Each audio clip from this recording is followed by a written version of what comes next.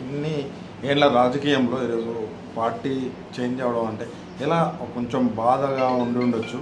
అయినప్పటికీ ఎట్లా ఉంది సార్, ఇప్పుడు కొంచెం ఫ్రీ అయినట్లు ఉందా, ఎట్లా అనిపిస్తున్నారు? అంటే దీన్ని ఒక విధంగా పార్టీ మారినట్టుగా భావించడం వీల్లేదు.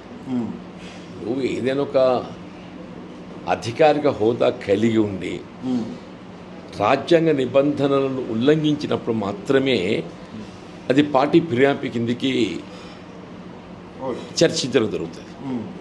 ఇక్కడ ఏమైపోయింది, నా సుదీర్ఘ రాజకీయ అనుభవం కాంగ్రెస్ పార్టీతో అనుబంధం కలిగి ఉన్నప్పటికీ కూడా వాస్తవంగా రాజ్యాంగబద్ధంగా ఏ హోదా కలిగి లేకున్నప్పటికీ గతంలో నేను పార్టీకి అందించిన సేవలను పరిగణలోకి తీసుకొని నాకు పార్టీలో కల్పించాల్సినట్టుగా గౌరవప్రదమైన గుర్తింపు, నాతో పాటుగా ఈ ప్రాంతంలో జగిత్యాల నియోజకవర్గ అభివృద్ధి కొరకు ఏదైతే ఉందో పార్టీ బలోపేతం కొరకు కృషి చేసినట్టుగా కార్యకర్తలు ఉంటారు, అభిమానులు ఉంటారు. వారికి లభించాల్సిన హక్కులు శిరువభిలాష వారికి స్థానిక సంస్థల ఎన్నికల్లో అవకాశాలు కల్పించడమే కానీ, ప్రభుత్వ పరంగా నామినేటెడ్ పదవుల్లో అవకాశాలు కల్పించడమే కానీ ఇవన్నీ కూడా కల్పించాల్సినటువంటి అవసరం ఉంటుంది. కానీ దురదృష్టం ఏంటంటే కాంగ్రెస్ పార్టీకి అనుబంధంగా ఉన్నటువంటి యొక్క కార్యకర్తలు కాదని, నాయకత్వాన్ని కాదని, పార్టీకి సంబంధం లేని కనీసం పార్టీలో సభ్యత్వం కూడా లేనటువంటి వారికి అవకాశాలు కల్పించడం పట్ల కొంత ఈ ప్రాంతంలో కాంగ్రెస్ కార్యకర్తలు నిరాశ నిస్పృహ చోటు చేసుకోవటం, ఒక విధమైన అసంతృప్తి చోటు చేసుకోవటం, మానసికంగా ఏదైతే ఉందో కొంత ఆందోళనకు గురి కావటం, సరే ఇవన్నీ దృష్టి హైకమాండ్ దగ్గరికి పోయి ఫైట్ చేసేంత వెసులుబాటు కూడా ఉంది రాజకీయంలో, చాలా సీనియర్. ఇదంతా హైకమాండ్ అంటే రాష్ట్ర రాజకీయాలే కాకుండా మీరు ఢిల్లీకి కూడా వెళ్ళి చెప్పే అవకాశం ఉంది.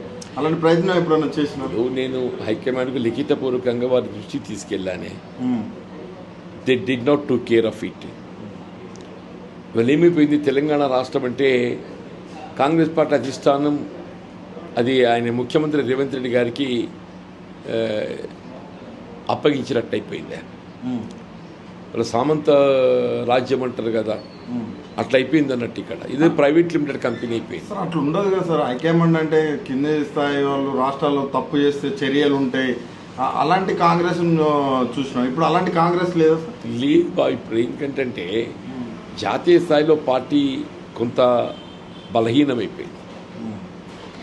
జాతీయ స్థాయిలో ఎప్పుడైతే కాంగ్రెస్ పార్టీ బలహీనమైపోయిందో రాష్ట్రాల పార్టీ ఆర్గనైజేషన్పై పట్టు కోల్పోయి,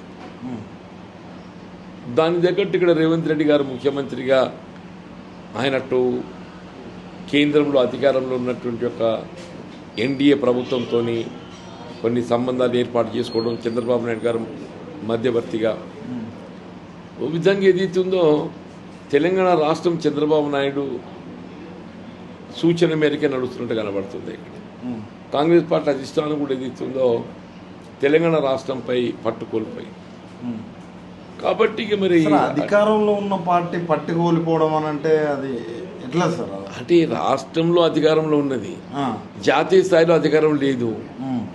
జాతీయ స్థాయిలో కాంగ్రెస్ పార్టీ అధికారంలో ఉంటే వీరుంటుండే. నెక్స్ట్ తెలంగాణలో కాంగ్రెస్ ఉంటుందా సార్? బతికుండే పరిస్థితి చూస్తూ ఇప్పుడు ఉన్న పరిస్థితి చూస్తుంటే మాత్రము అసలు ప్రజలు మార్పు కోరుతున్నారు. ప్రజలు మార్పు కోరుతున్నారు. ఇప్పుడు ఆనాడు ఏదైతే ఉందో కేసీఆర్ గారి పాలన పట్ల మార్పు కోరడానికి 10 సంవత్సరాలు పట్టిందే.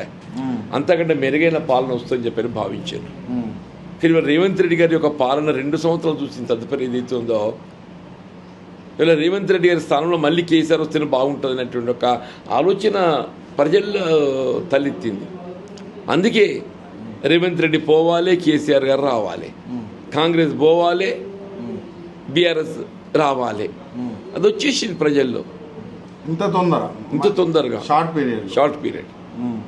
అంటే ఏమేమి సార్ రేవంత్ రెడ్డి ప్రస్తుతం నేను అన్నీ చేస్తున్నా, కోటీశ్వరాలను చేస్తా, అదే దాని పెద్ద పెద్ద వర్డ్స్ కూడా మీకు ఎయిమ్స్ ఉన్నాయి. కానీ మేము ఏదో అప్పుల పాలు అయినామో, మమ్మల్ని చూస్తే కనీసం చెప్పులు కూడా మా చెప్పులు చూస్తేనే దొంగలా చూస్తున్నారు అనే వర్డ్స్ వాడుతున్నాడు. మరి అదే కదా నాయన, ఇప్పుడు మనం ఎన్నికల్లో ప్రణాళిక ఇచ్చినాం.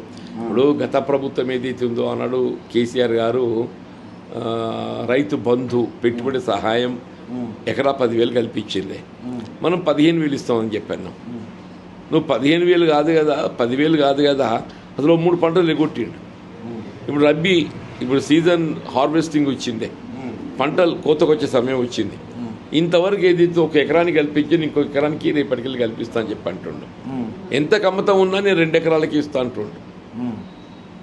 ఎంత కమతం ఉన్నా కానీ పెన్షన్లు ఏదైతే ఉన్నదో ఆ ఉమ్మడి రాష్ట్రంలో 200 రూపాయల పెన్షన్ కేసీఆర్ గారు మొదటి సంవత్సరం దాన్ని 1,000 రూపాయలు చేసిండు, రెండవ సంవత్సరం 2,000 రూపాయలు చేసిండు. అంటే 200 he made it 2,000. As increase it to 10 times. ఇప్పుడు ఈయన 2,000 4,000 చేస్తా అన్నాడు. ఇంత కొత్త పెన్షన్ దిక్కు లేదు. అంటే ఇప్పుడు ఒక మా అబ్బాయి బేబీ పుట్టాలంటే 9 నెలల ప్రాసెస్ ఉంటుంది, ఉత్తీర్ణ అవుతుందా కాదు అని ఒక ఎగ్జాంపుల్స్ కూడా చెప్తూ ఉన్నాడు. ఇప్పుడు నిజమే, నేను 9 నెలలు ఇప్పుడు ఏమైపోయింది, 30 నెలలకు వచ్చింది. Half of the period is over. ఇప్పుడు కాంగ్రెస్ పార్టీ ప్రజలు ఇచ్చినటువంటి ఒక మ్యాండేట్ ఏదైతుందో ఓ సగం సమయం గడిచిపోతుంది. సగం సమయం గడిచిపోయినా కానీ ఏదైతుందో మరి నేను ఇంకా చేయలేకపోయినా అన్నట్టు దానికి ఎవరు జవాబు చెప్పాలి? ఎన్ని ఇబ్బందులు పడ్డారు సార్ కాంగ్రెస్లో ఉండి అధికారంలోకి వచ్చిన తర్వాత కూడా? ఏ విధంగా ఎన్ని ఇబ్బందులు పడ్డారు సార్? అంటే వాస్తవంగా కూడా ఫర్ లాస్ట్ 20 months నేను మానసికంగా తీవ్ర ఆందోళనకు గురైనాయి.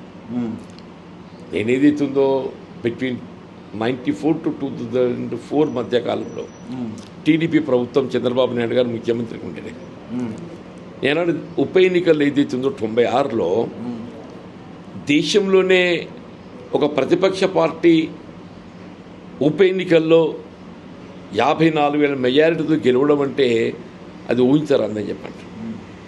I got fold 73%. 10 ఏళ్ళు పోరాటం చేశా. ఇవాళ తెలంగాణ రాష్ట్రం ఏర్పడ్డ తదుపరి టీఆర్ఎస్ ప్రభుత్వం వచ్చింది. 10 ఏళ్ళు 5 సంవత్సరాలు శాసనసభ్యుడిగా పోరాటం చేసిన. మొత్తం ఉమ్మడి తెలంగాణ రాష్ట్ర జిల్లాలలో నేను ఏకైక శాసనసభ్యుని అవుట్ ఆఫ్ 32 అసెంబ్లీ సెగ్మెంట్స్. 5 సంవత్సరాలు ఏదైతుందో శాసన మండలిలో ఏకైక శాసన మండలి సభ్యుని కాంగ్రెస్ పార్టీ. నేనే నాయకుని, నేనే సభ్యుని. 10 ఏళ్ళు టీడీపీ ప్రభుత్వ హయాంలో ప్రతిపక్ష పార్టీ నాయకుడికి ఏదైతుందో పోరాటం చేసింది. 10 ఏళ్ళు టీఆర్ఎస్ పార్టీ ప్రభుత్వ హయాం లోపల పోరాటం చేశారు. మరి కాంగ్రెస్ పార్టీ ఎప్పుడైతే ప్రభుత్వం అధికారానికి వస్తుందో వీళ్ళు ఈ ప్రాంతానికి కొంత సేవ చేయాలనే ఒక భావన కలిగి ఉండడం సహజమే కదా. 20 ఏళ్ళు నేను ప్రతిపక్ష పార్టీ ఉండి పోరాటం చేశాను. నేను ప్రతిపక్షంలో ఉన్నప్పుడు నేను ఇబ్బంది పడరా సార్? లేదే, నాకు ప్రజల పక్షాన నిలబడ్డ పోరాటం చేశాను నేను. అందుకే వచ్చినాక ఇబ్బంది పడ్డా. ఇప్పుడు అందుకే నేను స్వేచ్ఛ కోరుకున్నా. వీళ్ళు ఎవడైనా కానీ ప్రతిపక్ష పార్టీకి అధికార పార్టీని చేరాలని చెప్పి భావిస్తారు. నేనైతే ఇంకా 2.5 సంవత్సరాల అధికారం ఉండే అవకాశం ఉండగా కూడా కాంగ్రెస్ పార్టీకి ఐ లెఫ్ట్ ఇట్.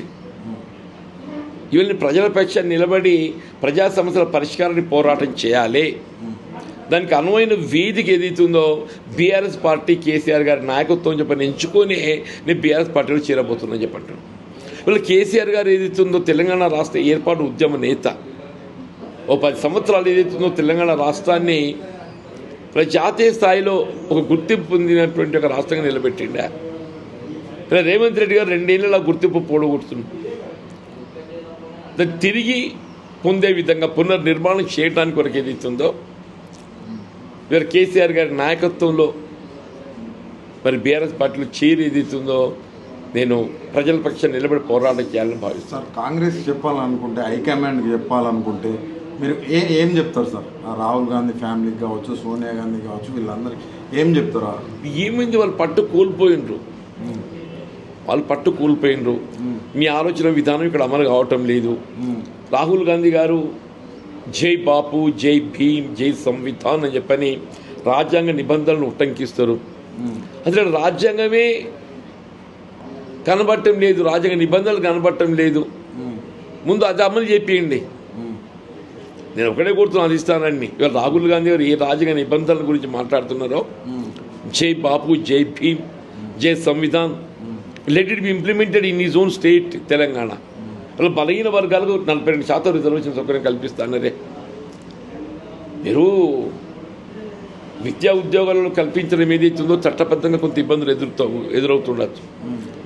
కానీ నిధులు కేటాయింపు చేయండి, ఎవరు కురవృత్తులు ప్రోత్సహించండి, నిరుద్యోగ యువతకు ఏదైతే స్వయం ఉపాధి పథకాలు కల్పన చేయండి. ఫీజు రీంబర్స్మెంట్ లేదు, విద్యతో భవిష్యత్తు కోల్పోతున్నారు, అంధకారం కాబోతుంది. బేసిక్గా మనం ఎవరి గురించి ఆలోచన చేయాలి? విద్యార్థులు, నిరుద్యోగ యువత. అటు విద్యార్థులు ఉద్యోగాలు ఇచ్చినామంటున్నారు కదా సార్. ఇప్పుడు వాళ్ళు ఇస్తామని మొదటి సంవత్సరం 2 లక్షలు, తర్వాత 1 లక్ష, 3 లక్షలు ఇచ్చినమని చెప్పేటి 60,000, వాస్తవంగా కల్పించినవి 17,000. వాస్తవంగా కల్పించినవి 17,000. సార్ ఇది ఓకే సార్. ఇప్పుడు మీరు సభ పెట్టినారు, ఇక్కడ రేపు సభ జరగబోతుంది. ఈ సభను కూడా అడ్డుకోవడానికి హైవేల్ లాంటి రోడ్లను కూడా తీసేయడం, ఇలాంటి ఇబ్బందులు ఎట్లా చూస్తారు? ఒకటి బాబు, అధికార పార్టీ కాబట్టి కొన్ని ఆటంకాలు ఏర్పడతారని చెప్పిన ప్రయత్నం చేస్తారు, జరుగుతున్నాయి ఇక్కడ. ఇప్పుడు హైవే మీద వంతెన నిర్మాణం చేయడానికి ఏదైతుందో వాళ్ళు 2 సంవత్సరాలుగా దాని గురించి పట్టించుకోలేదు. ఇక్కడ ఏదైతుందో సభ ప్రకటింపజేయబట్టంతో ఏదైతుందో దాన్ని ఉన్న తొలగిస్తే ముందైతే దాన్ని డైవర్షన్ వేయాలి. డైవర్షన్ లేదు. సరే, వాళ్ళ ఆటంకాలు ఏమి ఏర్పాటు చేస్తారు, ఎన్ని ఆటంకాలు ఏర్పడుతున్నాయి. ఇలాంటి పాలిటిక్స్ చేయడం ఎట్లా చూస్తారు? ఇప్పుడు రేవంత్ రెడ్డి గారు ఒక అప్రజాస్వామ్యవాది. ఆయన ఏమనుకుంటుండే, ప్రభుత్వం అంటే ఇదొక ఆయన ప్రైవేట్ లిమిటెడ్ కంపెనీ అనుకుంటుండే, ఇదొక ఆయన ప్రైవేట్ లిమిటెడ్ కంపెనీ అనుకుంటుండు. ఇది ప్రజాస్వామ్యం. ప్రజాస్వామ్యత ప్రభుత్వం ప్రజాస్వామ్యంగా పనిచేయాలి. నువ్వు అప్రజాస్వామికంగా వీళ్ళ నిబంధనలు ఉల్లంఘిస్తా అని చెప్పి అనుకుంటే చట్టాలు ఉన్నాయి. సార్ మర్చిపోయాను, మీరు ప్రైవేట్ లిమిటెడ్ కంపెనీ అంటున్నారు. మీకంటే చిన్న వయసు ఉన్న ఎవరు బల్మూర్ వెంకట్ లాంటి వాళ్ళు కూడా చాలా పెద్ద పెద్ద మాటలు మాట్లాడుతున్నారు సార్. జీవన్ రెడ్డి గారు అక్కడ బీఆర్ఎస్లో అక్కడ లిమిటెడ్ కంపెనీలో జాయిన్ అయ్యారు. అది